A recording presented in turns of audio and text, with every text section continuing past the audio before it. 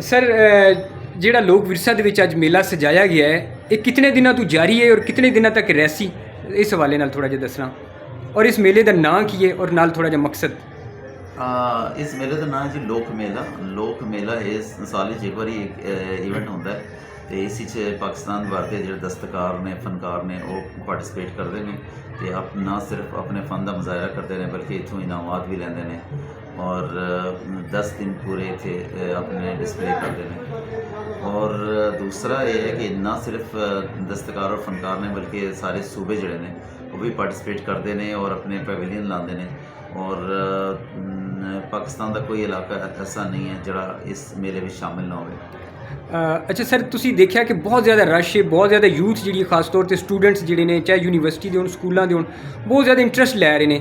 ਇਹਦੇ ਵਿੱਚ ਤੁਸੀਂ ਕੀ ਸਮਝਦੇ ਹੋ ਕਿ ਤੁਹਾਡੀ ਲੋਕ ਵਿਰਸਾ ਦੀ ਇੱਕ ਅਹਿਮ ਪੇਸ਼ਰਫਤ ਹੈ ਕਿ ਤੁਸੀਂ ਲੋਕਾਂ ਨੂੰ ਕਮ ਸੇ ਕਮ ਆਪਣੇ ਕਲਚਰ ਵਾਲੀ ਸਾਈਡ 'ਤੇ ਵਾਪਸ ਮੋੜ ਕੇ ਲੈ ਕੇ ਆ ਗਏ ਹੋ? ਜੀ ਬਿਲਕੁਲ ਸਹੀ ਤੁਸੀਂ ਕਹਿੰਦੇ ਹੋ। ਅਸੀਂ ਤਕਰੀਬਨ 3-4 ਸਾਲ ਪਹਿਲੇ ਇੱਕ ਪ੍ਰੋਗਰਾਮ ਸ਼ੁਰੂ ਕੀਤਾ ਸੀ ਔਰ ਸਕੂਲਾਂ ਕਾਲਜਾਂ ਨਾਲ ਮਿਲ ਕੇ ਸ਼ੁਰੂ ਕੀਤਾ ਸੀ।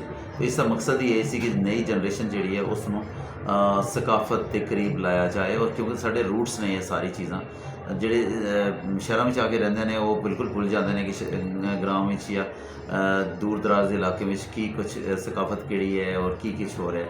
ਤਾਂ ਉਹ ਮਕਸਦ ਪੂਰਾ ਹੋ ਰਿਹਾ ਹੈ। ਉਹ ਸਕੂਲਾਂ ਨਾਲ ਚੂੰਕਿ ਸਾਡੇ ਕਾਫੀ ਅਸੀਂ ਮਿਲ ਕੇ ਕੰਮ ਕੀਤੇ ਨੇ, ਉੱਥੇ ਦਸਤਕਾਰਾਂ ਦੀ ਨੁਮਾਇਸ਼ ਕੀਤੀ ਹੈ, ਮੌਸੀਕੀ ਦੇ ਪ੍ਰੋਗਰਾਮ ਕੀਤੇ ਨੇ, ਤਾਂ ਉਸ ਨੂੰ ਫਾਇਦਾ ਇਹ ਹੋਇਆ ਕਿ ਬਹੁਤ ਸਾਰੇ ਲੋਕ ਜਿਹੜੇ ਨੇ ਉਹ ਯੂਥ ਨੇ ਉਹ ਸਾਡੇ ਨਾਲ ਇਨਵੋਲਵ ਹੋ ਗਏ ਨੇ ਤੇ ਹੁਣ ਸਾਡੀ ਐਕਟੀਵਿਟੀ ਜਿਤਨੀ ਵੀ ਉਹਨਾਂ 'ਚ ਸ਼ਾਮਿਲ ਹੁੰਦੇ ਨੇ। ਸਰ ਪੰਜਾਬ ਦਾ ਖਾਸ ਤੌਰ 'ਤੇ ਇੱਕ ਰਵਾਇਤੀ, ਅਗਰ ਤੁਹਾਨੂੰ ਯਾਦ ਹੋਏ, ਇਹ ਮੇਲਿਆਂ ਦਾ ਇੱਕ ਕਨਸੈਪਟ ਹੁੰਦਾ ਸੀ, ਸੂਫੀਆ ਕਰਾਮ ਦੇ ਚਾਹੇ ਮੇਲੇ ਵਗੈਰਾ ਉਰਸ ਵਗੈਰਾ ਹੋਣ, ਤੇ ਉਹ ਇੱਕ ਪੁਰਾਣਾ ਇੱਕ ਕਨਸੈਪਟ ਸੀ, ਲੇਕਿਨ ਇਹ ਡਿਫਰੈਂਟ ਹੈ ਥੋੜ੍ਹਾ ਜਿਹਾ, ਉਹਦੇ ਨਾਲੋਂ ਜਦੀਦ ਕਹਿ ਲਓ।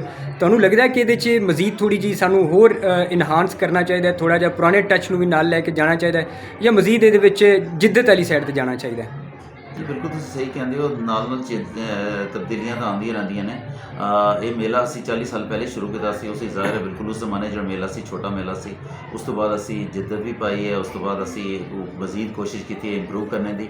ਇਸ ਸਾਲ ਦਾ ਜਿਹੜਾ ਮੇਲਾ ਹੈ ਤੁਸੀਂ ਬਿਲਕੁਲ ਡਿਫਰੈਂਟ ਬਾਕੀ ਮੇਲੇ ਤੋਂ ਲੱਗ ਰਿਹਾ, ਕਿਉਂਕਿ ਬਹੁਤ ਸਾਰੀ ਐਕਟੀਵਿਟੀਜ਼ ਅਸੀਂ ਨਵੀਆਂ ਲੈ ਕੇ ਆ ਰਹੇ ਨੇ, ਸਰਗਰਮੀਆਂ ਜਿਹਨਾਂ ਨੂੰ ਤੁਸੀਂ ਕਹਿੰਦੇ ਹੋ। ਉਸ ਵਿੱਚ ਪੁਤਲੀ ਤਮਾਸ਼ਾ ਹੈ ਜੋ ਬਹੁਤ ਹਜ਼ਾਰਾਂ ਸਾਲ ਪਹਿਲੇ ਆਉਂਦਾ ਸੀ, ਉਹ ਦੁਬਾਰਾ ਅਸੀਂ ਸ਼ਾਮਿਲ ਕਰ ਰਹੇ ਹਾਂ। ਉਸ ਵਿੱਚ ਨਈ ਜਨਰੇਸ਼ਨ ਨੂੰ ਦੱਸ ਰਹੇ ਹਾਂ ਕਿ ਪੁਤਲੀ ਤਮਾਸ਼ਾ ਅਸਲ ਵਿੱਚ ਹੱਥ ਨਾਲ ਜਿਹੜੀਆਂ ਪੁਤਲੀਆਂ ਚਲਾਉਂਦੇ ਸਨ ਉਹ ਕਿਸ ਤਰ੍ਹਾਂ ਆਉਂਦੀਆਂ ਸਨ, ਕਿਉਂਕਿ ਹੁਣ ਦੇ ਜਿਹੜਾ ਪਪਟ ਸ਼ੋ ਹੈ ਉਹ ਜ਼ਰਾ ਮਾਡਰਨ ਤਰੀਕੇ ਦਾ ਹੈ। ਉਸ ਤੋਂ ਇਲਾਵਾ ਫੋਕ ਥੀਏਟਰ ਪਰਫਾਰਮੈਂਸ, ਜਿਹੜੇ ਥੀਏਟਰ ਹੁੰਦਾ ਸੀ, ਬਾਲੀ ਜੱਟੀ, ਆਲਮ ਲੋਹਾਰ ਨੂੰ ਕੌਣ ਨਹੀਂ ਜਾਣਦਾ ਜੋ ਬਾਲੀ, ਇਹ ਜਿਹੜੇ ਲੋਕ ਸਨ ਇਹ ਥੀਏਟਰ ਆਰਟਿਸਟ ਸਨ, ਇਹ ਕਿਸ ਤਰ੍ਹਾਂ ਪਰਫਾਰਮ ਕਰਦੇ ਸਨ, ਇੱਕ ਮਸ਼ਹੂਰ ਆਪਣੇ ਜ਼ਮਾਨੇ ਦੇ ਆਰਟਿਸਟ ਸਨ। तो उस तरह का काम दोबारा शुरू हो रहा है। बहुत सारी चीज़ें ऐसी ने जो मज़ीद बेहतर की जा सकती ने। अगले साल इंशाल्लाह असी कोशिश करांगे कि मज़ीद बेहतरी की तरफ लेके आइए।